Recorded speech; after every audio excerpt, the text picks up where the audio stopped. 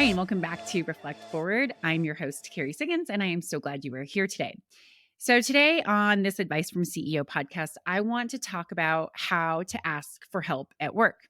So, this was really sparked from my last episode a couple of weeks ago about what to do when an employee opens up about mental health. So much dialogue came out of that podcast. I got so many questions. In fact, my question of the week also came from that podcast and things that sparked from it. And so, one of the things that really came up over and over again was, well, how do you ask for help? Like, how do you appropriately go and say, I need help? Not that it's necessarily like a mental health crisis, but where you're feeling burnt out, you're feeling overwhelmed, you don't know where to go on a project, and you need some help. So, how do you go about doing that? So, first of all, I just want to acknowledge that asking for help is difficult for a variety of reasons. I shared on LinkedIn on a post about my mental health episode about a time when I finally had to ask for help at work. I was a complete mess. This was at the end of my time in Austin, actually, right after I overdosed. I didn't tell my boss that I overdosed and that I had substance abuse issues, but I did come clean about the fact that I was really struggling at work and that I was unhappy and that it wasn't a good fit and that I needed to go home. And I was really scared to do this because I knew that it was going to take me a little bit of time to be able to get my life put together, to be able to leave Austin and to get to Durango. And I had no money. I had $100,000 in credit card debt and there was no wiggle room. I had to have a salary. And I was so scared. I was living my life out of fear and out of this whole scarcity mindset. And so it was really difficult. And when I did tell him what was going on, or at least how unhappy I was, and that I wasn't well, he was so supportive, and in fact gave me 6 weeks to be able to continue to get my paycheck, to unwind my job, and to be able to move. And that little bit of help was so incredibly important. And in fact, in the moment, I was really grateful for it, but I had no idea the impact that it would have long term, not only on me being able to get to Durango and get settled and get on the right track, on the right path, but the impact that it had on me as a leader too. It's like, I always want to be a leader who's willing to help. And so that situation definitely showed me that it's okay to ask for help when you're struggling and that you should. And so I really work with my employees on creating a safe space so that they can ask for help. But I just wanted to acknowledge that it's not easy. I remember being so scared and I just blurted it out when I finally asked for help because it was, oh, it was just ugly. It was just awful. I was so scared. I was worried that I was going to be seen as weak, as unsuccessful, that I couldn't handle things on my own. I was worried I was going to be judged or viewed negatively by him. And this is really uncomfortable. And in fact, anytime anybody is going to ask for help at work, whether it's from their boss or from their colleagues, these feelings are going across their mind too. Well, what happens if they think that I'm a failure? What happens if they judge me? What if they think that I can't handle this project on my own? And a lot of people just are flat out uncomfortable revealing that they don't have the knowledge or the skill set or the understanding to do something to others. I certainly get that as well. I spent most of my life pretending I was somebody who I wasn't, pretending I knew things that I didn't, just because I was so uncomfortable saying, I don't know. I don't know. No, I don't know. I need help. Please explain that to me. So this is really near and dear to me because I struggled with this for many, many, many, many, many years in my life. So those are some of the reasons why it's hard to ask for work. Especially if you are ambitious, you are looking to find ways to grow within a company, you want to get promoted, you might feel that I'm not going to get those things if I ask. So it's really important, though, to ask for help. And 9 times out of 10, unless you work for an organization that really isn't supportive, which I have a hard time believing that you can't find somebody within the workplace, but There are certain organizations out there that it is not safe. It is really important to be able to ask for help when you need it. It is amazing what can happen with a little bit of help. All right. So, why should you ask for help when you need it? There are a number of reasons why it's beneficial. One, it can make you more efficient. Like, what happens when you are struggling on a project and you are just running up against a wall and you cannot figure it out? If you just ask for a little bit of assistance, a little bit of clarity from somebody who has expertise in a specific area or who might have more experience than you can complete that task more efficiently and on time. And that's a win. So, efficiency is a huge thing. Number two, you can learn a lot more. By working with somebody who has more experience or more expertise than you can learn and gain knowledge from them. You can improve your skills. So, it's okay to say, "Hey, I don't know how to do that. Can you show me?" I do this all the time. I am surrounded by amazing people. I talk to amazing guests on this podcast, and I always ask, "Well, tell me more about that. I don't know how to do that. Can you show me? Can you tell me? Can you teach me?" It's a huge learning opportunity. And it is not a sign of weakness, especially when you show that you're eager to learn, because most people do want to teach their expertise. The next reason why you should ask for help is because it improves problem solving. When you're stuck, not only does it slow the project down from an efficiency standpoint, but when you're stuck and you ask for help for brainstorming, for I don't know, some ideation around how to solve a problem, it makes problem solving better. You come up with better solutions. So you're sitting there trying to say, "Oh, I have to just solve this problem on my own." But when you go out, you ask for help, you ask for that brainstorming, you can develop a better solution and make more informed decisions, which is really, really, really important. Asking for help builds relationships. And this is where that whole fear thing comes in, like, "Oh, someone's going to judge me if I ask for help." 99 times out of 100, people are going to say, "Yes, let me help you," and feel honored that you asked for help. I love it when people ask me for help. I don't always say yes, depending on the situation and depending on what the ask is, but I always appreciate it. And if I say no, that I can't help, I always point the person in the right direction or make an introduction or do something to help them on the right track if for some reason I can't help them. But it always builds a relationship. When you ask for help, it shows that you value that person's opinion. It shows that you care about building that relationship with your colleague or your supervisor. And it shows that you're willing to collaborate as a team. So asking for help is actually a really, really good thing. I remember when one of my direct reports called me after I had asked him to take the lead on a project, and he came and he said, "I can't do it. This is outside of my expertise, and I'm really struggling with it, and I need some help." And he's like, "But I'm so scared to tell you this because what if you are disappointed in me?" And I was like, "Oh my gosh, thank you so much for telling me you needed help. I want this project to be a win-win." And if you're feeling uncomfortable and like it's not the right fit for you, first of all, thank you for speaking up because you need to be advocating for yourself. But second of all, I really appreciated that he trusted our relationship enough to be able to say that he was in over his head and couldn't take it on. And it built our relationship. It allowed me to be able to understand him better. And it also just built that another layer of trust within our relationship. And finally, another reason why you should ask for help is that you can identify and avoid mistakes earlier. When you ask for help earlier, then you can course correct if you're on the wrong path. It will help you avoid mistakes or identify them early on. And that can save time and resources. So there's all kinds of good reasons to ask for help. So don't be afraid to ask for help.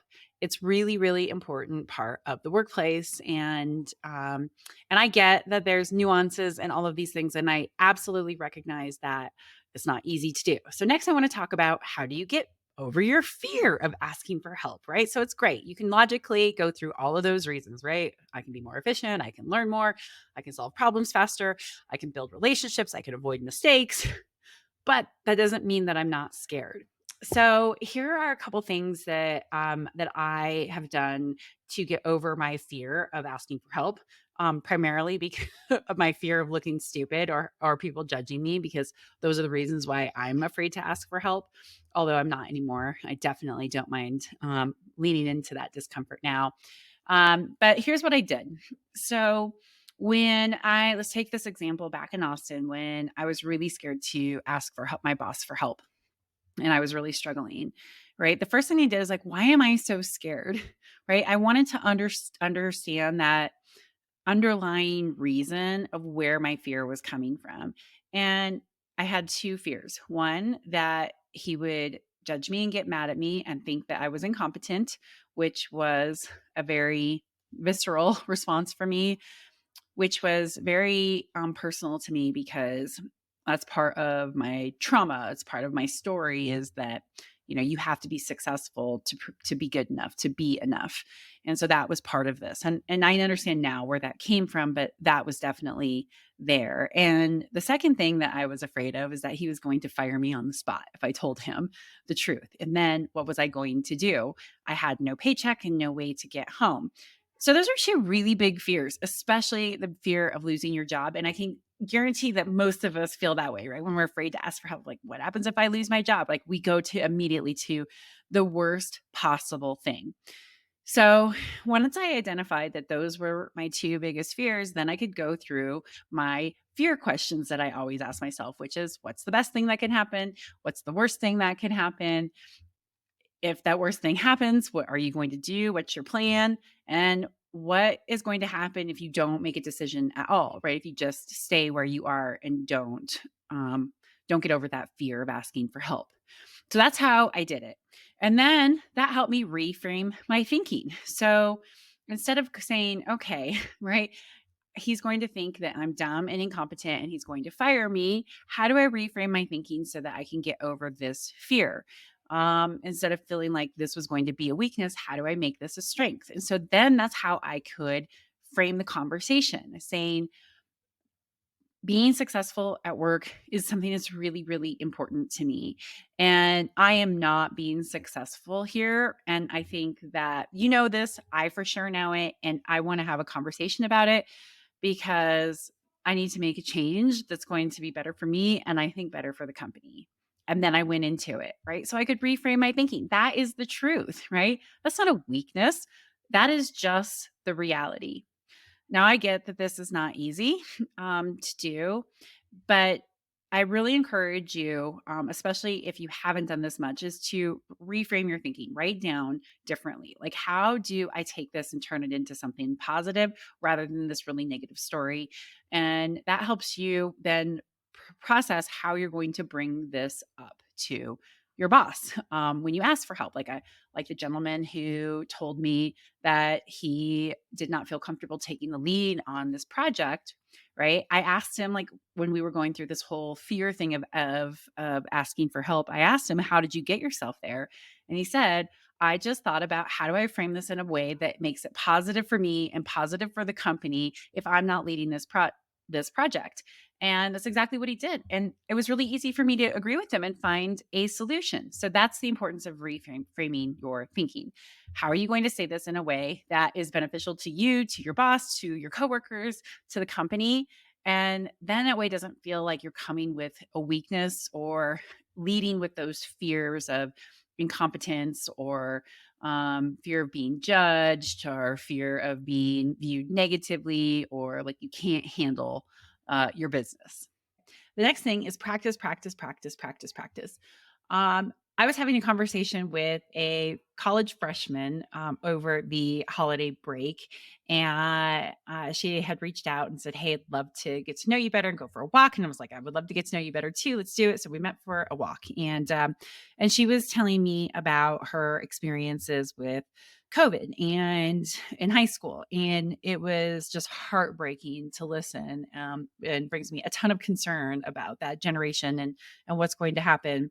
But I asked her, what did you learn from this? Like, what would you have done differently now that you're a couple of years out of it? And she said to me, I really wish that I would have been able to express my needs more clearly and and would have been able to ask for help.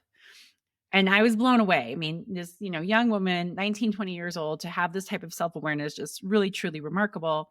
But I thought, wow, that is such an important lesson. And so I asked her, what are you doing now to make sure that you do express what your needs are, that you do ask for help? And she says, I practice. I practice asking for help. Like, I sent you an email and I said, hey, I would love to talk because I need help with this specific situation. And I love that. I am such a believer in practicing. If you want to get good at doing hard things, like, you just have to do hard things. So, whenever you have the chance to just ask for a little bit of help, whether it's in a non-work related situation or a non high stakes situation, do it, because you will get more comfortable with the process. It'll get easier over time and it will reduce your anxiety when you do ask for help at work or in a bigger stakes situation. Start small. Asking for small favors with specific tasks is a great way to practice. It can help you build your confidence. So that's another part of that practicing, right? Doing hard things will make you better at doing hard things. The next thing is find the right person to ask for help. So sometimes that might be your boss, sometimes that might be a colleague, sometimes it might be somebody in a different department. But it's really important that you ask the person who has the specific skill set who can help you. That saves time and it also makes sure that you are not wasting your time by asking somebody who isn't the right person. So, a couple more things to think about as you are getting ready to ask for help. So important to communicate your needs clearly. And I get that if you are afraid to ask for help, that this might be a struggle. Like my mother, for example, she gets so nervous when asking for help. And she's built up this big story in her head about it. She physically locks up, like her jaw locks, her throat locks, and it's very difficult for her to speak. So you may have the physical manifestation of that fear of asking for help. Certainly, the mental and the emotional and psychological ways that we manifest our fear certainly hold us back too. And so it's not easy to communicate your needs clearly, but this is something that's really important. You need to be specific and you need to be direct, because when you tiptoe around it or you're kind of wishy washy on what your needs are, it's really hard for a person to help you. So, my suggestion is you write it down. I need help because of this. This is what help looks like. This is what help doesn't look like. Here's how I want to communicate how I need help. If you can write this down, it will help you. And if you struggle with it, talk to a trusted friend and say, hey, I am struggling with this. Can you please role play this with me? Can you please read what I just wrote to see if it makes sense? Again, I get that that's asking for help, but maybe it's a little bit less scary than going to your boss and asking for help. But communicating your needs is really important for you getting the help that you need, and helping you build your confidence. Because when you can be really specific about what you need, like I went in saying, I need to go home. I'd like to leave in 6 weeks. uh, I need your help with this. I'd love to continue to be able to work here, but I recognize that this is a difficult situation that I'm putting you in. But here's my commitment to you if I can ask for this kind of help. I wrote all of that out so that I was prepared. And it was really specific and it made it easy for him to say yes. So communicate your needs clearly. And then finally, you need to be prepared to accept the help. And this is the hardest thing for people who have a fear of asking for help. All of a sudden, they want to reject it, right? All of a sudden, they're no, no, no, no, no. It's okay. I can just do it on my own. Or you get a little bit of pushback and no, no, no, that's okay. It's okay. I'm so sorry I asked. Be prepared to accept the help. Say thank you so much. Sit down and listen to what that person has to say. Partner together to solve the problem and always show gratitude, always show grace. That person is giving their time, their expertise, their knowledge to you. So be grateful for it and be willing to accept it. Take a deep breath. Go, thank you. One of your goals this year, especially if you're not good at this, should be getting better at asking for help. Okay, so can you ask for too much help? Absolutely, right?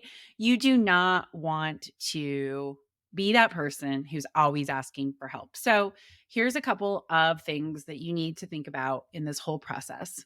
Number one, prioritize your requests. Like, okay, I'm going to ask for help. I need help on these 18 things. Well, here are the five that are most important that I'm going to dig into first.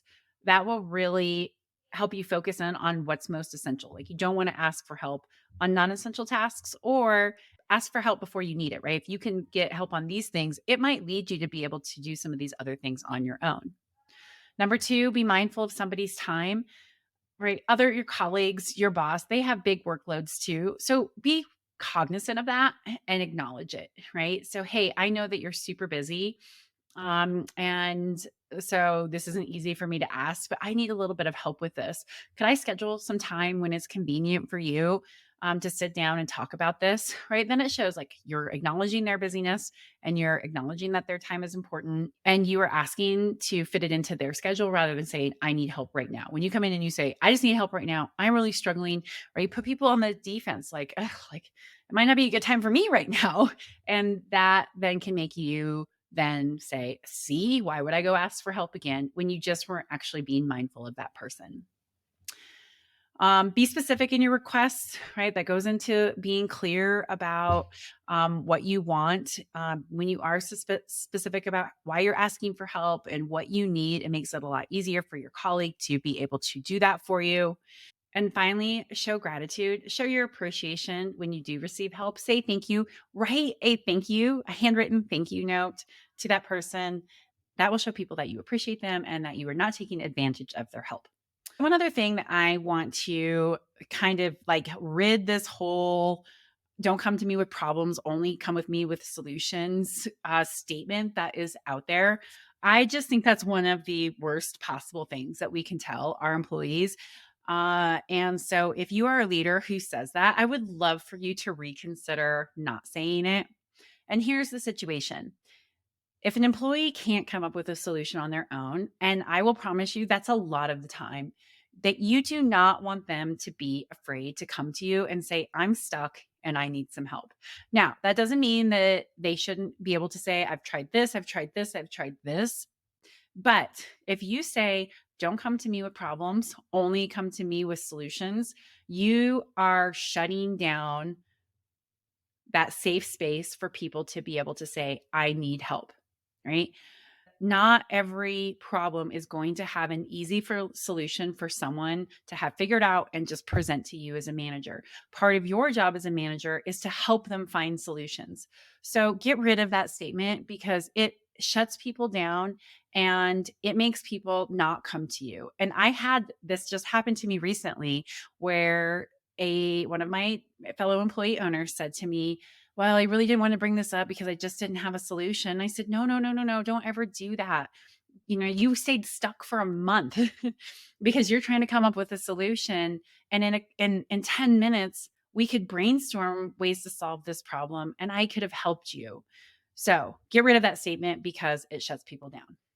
So ultimately, it's really important as you go through this process to strike that balance between being brave and having the courage to ask for help and being self sufficient and pushing yourself to be able to work through problems. So, those are my tips on asking for help. And hopefully, that helps inspire you to be brave and go for it.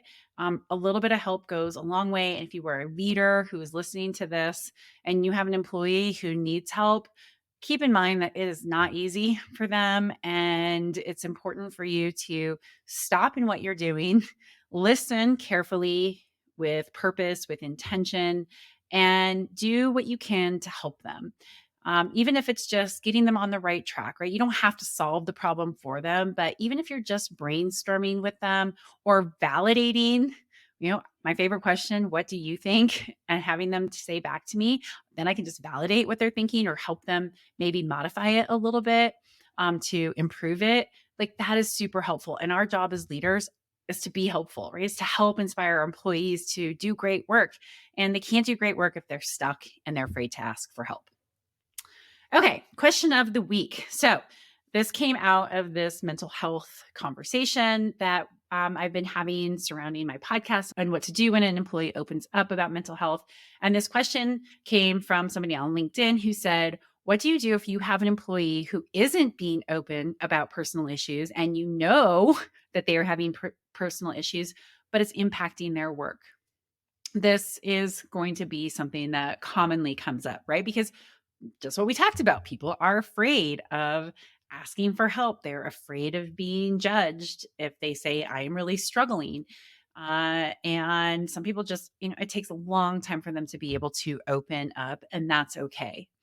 But we as managers, when we know that there are personal issues that are happening, but we don't necessarily understand what they are, and we are seeing a drop in performance, it is our responsibility to have that conversation.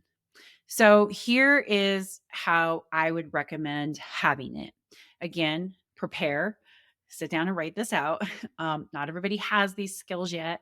And the only way that you're going to gain them is by practicing, not avoiding it. So lean into the discomfort of these types of conversations, but this is how I would do it. I would say, look, I am telling myself there's a story, that there are personal issues that are going on. And I understand that it is very uncomfortable to tell me what's happening. And I don't want to put you in an uncomfortable position to tell me more than what I need to know. But whatever is going on is impacting your performance. And I am here to help you. I want to see you succeed. And right now, that is not what is happening. You're struggling with X, Y, and Z. 6 months ago, you were not struggling with X, Y, and Z. So I know that there's something that's going on, and I would like to encourage you to help me understand. Because if I understand what's happening, then we can come up with a plan to address these things. Maybe it's a little bit of time off. Maybe it's taking something off of your plate. Maybe it is shifting priorities. Maybe it is stopping doing something entirely.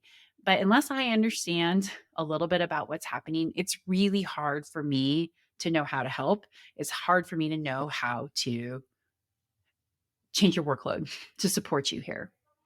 So let's have an honest conversation, at least at a little bit deeper of a level, so that I can understand what's going on and we can come up with a solution that will help you get through this tough time. That is nuanced.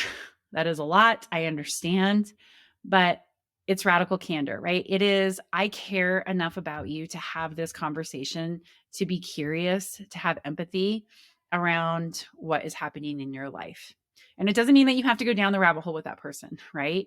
Just like we talked in that episode on mental health, right? You do want boundaries on what you know. But if you know that somebody's going through a divorce or is, dealing with a health issue or an aging parent or, a child with learning disabilities, whatever it is, you then know how to help in a better way than just making assumptions about what's going on and then making a decision based on that assumption that might not be what that person needs. So that is how I would handle it. Hopefully that helps. If you have not read the Radical Candor book by Kim Scott, please do so. That teaches you this whole model of being able to have these empathetic conversations that say, I care enough about you to have this conversation. So that's my tip for you. Hopefully that helps. So with that, I will leave you for this week's episode of Reflect Forward, Advice from CEO. Hopefully that was helpful to you. If you like this podcast, please go on to Spotify, to iTunes, wherever you listen, hit subscribe, hit like, write a review. I really appreciate it. You can go to my YouTube channel. If you leave a comment in my YouTube channel, I will respond to it. So please feel free to reach out there. All these Advice from CEO episodes are on my YouTube channel. So with that, I will leave you. Thank you so much. I hope you have a great day, and I look forward to hosting you on next week's episode of Reflect Forward.